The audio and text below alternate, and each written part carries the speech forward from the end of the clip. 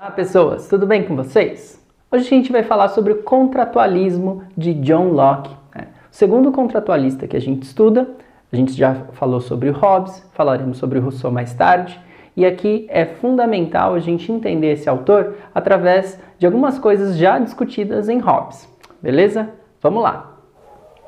Primeiro ponto de similaridade entre esses dois autores é que ambos consideram o contrato social como algo importante para a passagem de um estado de natureza, pré-social, que vai formar então a sociedade civil. Isso está presente em Hobbes, estará presente também aqui em Locke.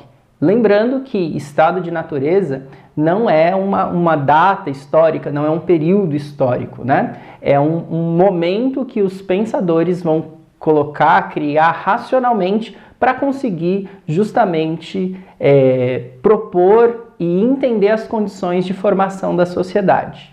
E é justamente com relação ao estado de natureza uma grande diferença entre Locke e Hobbes, como a gente pode ver aqui, O estado de natureza são diferentes entre eles. O homem do estado de natureza em Locke, ele é um homem que tem uma tendência à paz, tem uma tendência a ser bom, digamos assim. Ele vai pensar que o homem ele tem um mal-estar, ele tem uma necessidade, ele tem uma ausência ali do prazer, e é isso que vai impelir ele a buscar o que ele precisa, e a partir do momento que ele consegue, ele chega num estado de alívio, e nesse estágio de alívio ele é tranquilo, Esse é o homem que o Locke constrói, o que é completamente diferente do homem em estado natural lá do Hobbes, que é um átomo de egoísmo, ok? Muito importante isso.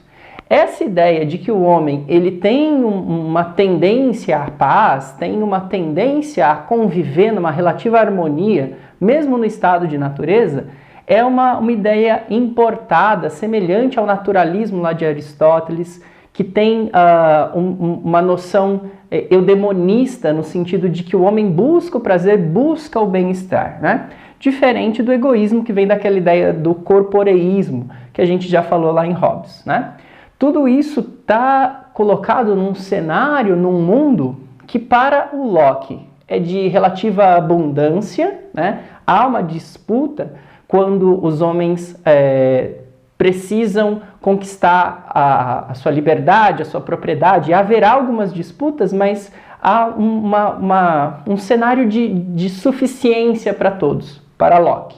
Para Hobbes, não, esse cenário é de escassez. As pessoas vão ser egoístas porque elas precisam, num ambiente que tem poucas coisas para serem divididas, elas precisarão conquistar aquilo que elas precisam para viver, Então aqui são as diferenças. Entretanto, eles vão coincidir com algumas características desse homem, Para ambos, os homens são iguais entre si, há igualdade para os dois, E há liberdade para os dois, Só que como essa igualdade, essa liberdade se dá num ambiente que é interpretado, que é visto de maneira diferente, ela vai gerar necessidades diferentes com relação ao contrato.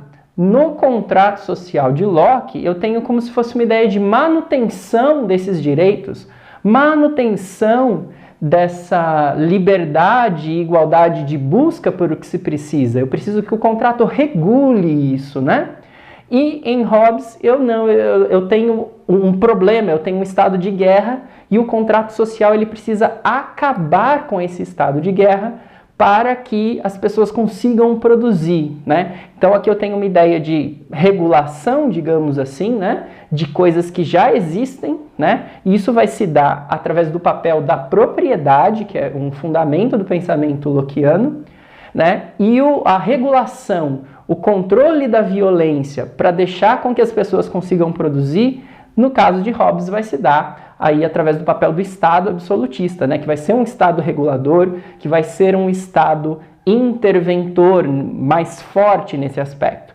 E aqui não, eu tenho não uma centralidade no Estado, mas eu tenho uma centralidade na propriedade que pertence aos indivíduos, que pertencem às pessoas. Isso é uma abordagem bastante diferente, apesar deles partirem aqui das premissas iguais de igualdade e liberdade.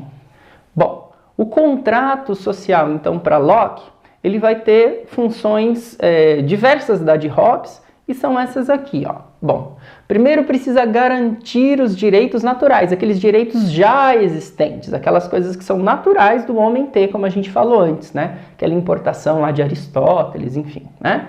Ele vai ser, então, muito mais um administrador de conflitos do que um evitador de conflitos, como é o Estado hobbesiano, ok? Ele vai administrar conflitos que eventualmente acontecerão entre as pessoas.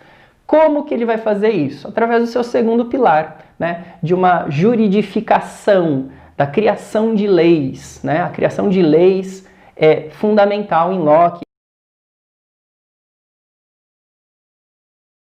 Que ele está falando de um poder legislativo que é o mais importante. Ainda tem o executivo, o executivo é relevante também, mas esse legislativo como representante do povo é o mais importante.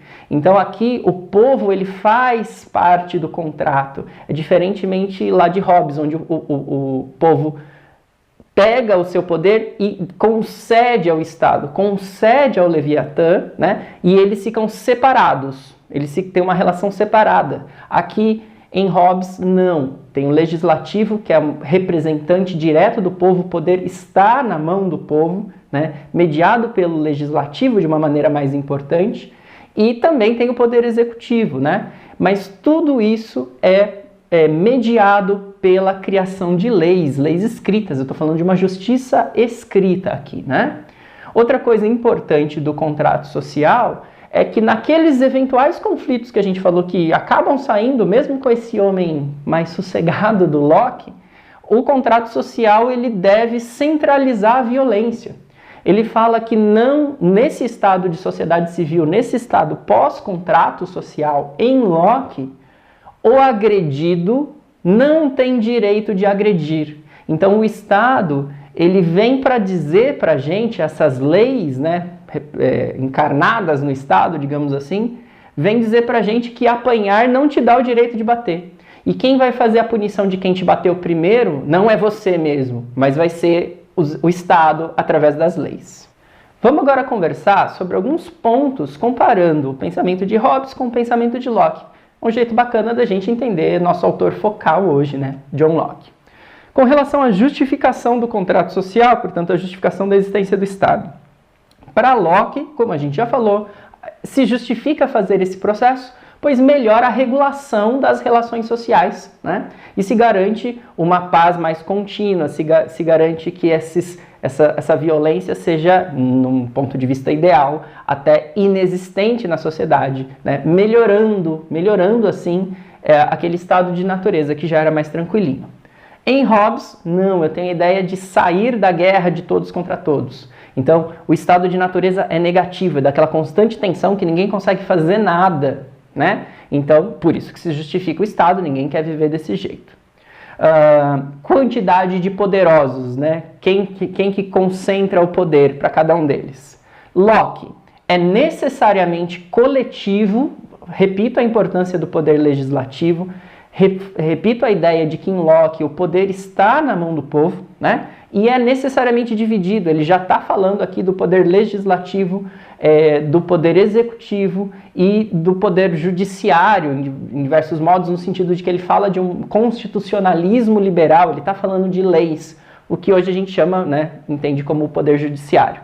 Hobbes, ele pode ser unitário, porque aquele contrato social pode dar todo o poder para uma pessoa ou para uma assembleia, como a gente viu, né? Só que uma vez que esse processo está feito, esse poder é absoluto.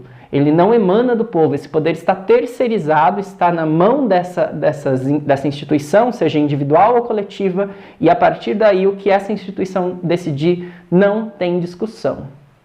Com relação ao impeachment, né? Vamos brincar assim, né? como é que a gente pensa a retirada dessas pessoas poderosas das suas posições.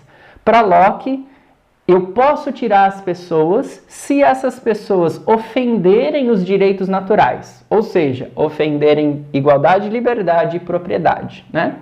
E se essas pessoas ofenderem o legislativo, fundamentalmente. Ofender o legislativo significa ofender a própria representatividade do povo. Então, se pode tirar as pessoas do poder. Para Hobbes, também pode, né? Apesar deles terem o poder absoluto, o Estado, na pessoa ou na Assembleia, tem a responsabilidade de proteger a vida do cidadão. Então, se não protege a vida do cidadão, se coloca a vida do cidadão em risco, certo? Ou a elimina, né? Fundamentalmente, esse Leviatã pode ser retirado do poder. E com relação à religião, esses dois autores falam sobre isso, é uma questão fundamental no tempo deles, né? E eles têm a seguinte abordagem sobre essa questão. O Locke, ele vai escrever, por exemplo, a Epístola da Tolerância.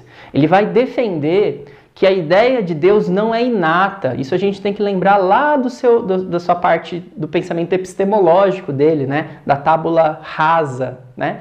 Todos os homens são iguais e vão se formar. A ideia de Deus, então, não é inata. É a discussão que ele tem com o pensamento cartesiano que a gente já estudou. Se a ideia de Deus não é inata por toda essa questão filosófica basal, né, eu não tenho como colocar dentro do Estado conflitos por religião. E o que ele vai buscar é uma tolerância de todas as fés religiosas. Porque tolerar, de acordo com ele, que é cristão, é algo que está de acordo com o Evangelho e é algo que está de acordo com a razão. Não tem razão lógica de sermos intolerantes e não tem nenhuma palavra cristã que diga que nós devemos ser intolerantes com os diferentes. Então ele é um grande defensor da tolerância religiosa. E Hobbes, ele coloca isso numa hierarquia diferente, para evitar as guerras de religião que ele vive, né, que ele testemunha ali no seu quintal histórico. Ele vai falar que o Estado também vai ser superior à religião e vai determinar as questões religiosas para evitar o conflito. Então ele coloca o Estado, inclusive, como maior que a religião. São saídas diferentes, mas os dois falam sobre essa questão, né? Bom, Locke, portanto, obviamente, terá um longo discurso sobre o poder divino, sendo contra o poder divino dos reis, né? Ele vai falar que não existe, todos os homens nascem iguais, nascem zerados. Portanto, não tem uma justificação divina para o poder. Ele vai acabar, então, batendo nessa ideia do poder absolutista, né? Ainda mais quando justificado por questões religiosas. E, enfim, a tolerância, como eu já falei, é cristã e racional. A gente vai entender que o pensamento de Locke é o liberalismo político, é o constitucionalismo liberal, também posso entender por esse caminho, posto que ele está falando da criação de leis. O pensamento de Locke, para vocês terem uma ideia, influencia grandemente a primeira Constituição dos Estados Unidos, né, quando se torna independente, né, e ele está propondo, então, que o Estado vai ser menor que o indivíduo. O Estado vai ser menor que o indivíduo. É sempre importante o Estado existir para garantir a igualdade, a liberdade e a propriedade que é do indivíduo, tá? Essa liberdade do indivíduo tem como locus, como local de exercício, a própria propriedade. O Estado só intervém racionalmente. O Estado só vai poder fazer uma intervenção na vida do indivíduo se estiver de acordo com as leis que foram previamente acordadas. O Estado ele não tem o poder de alterar a vida do indivíduo sem ser de um combinado no qual aquele indivíduo entende o que está acontecendo, né? Sempre pense em Locke como um grande defensor da liberdade, vida e propriedade. Esses três valores, do liberalismo político, do constitucionalismo liberal, são os valores que norteiam, que dão a base para o que nós chamamos de Estado democrático de direito, que é o jeito que a gente tenta organizar, por exemplo, o nosso país hoje, né? toda a história ocidental, majoritariamente, também podemos pensar em diversos estados que se modernizaram num caminho semelhante em outras partes do mundo, tem um pezinho nesse pensamento político de Locke. Tudo bem, gente? Muito obrigado, um abraço, até mais!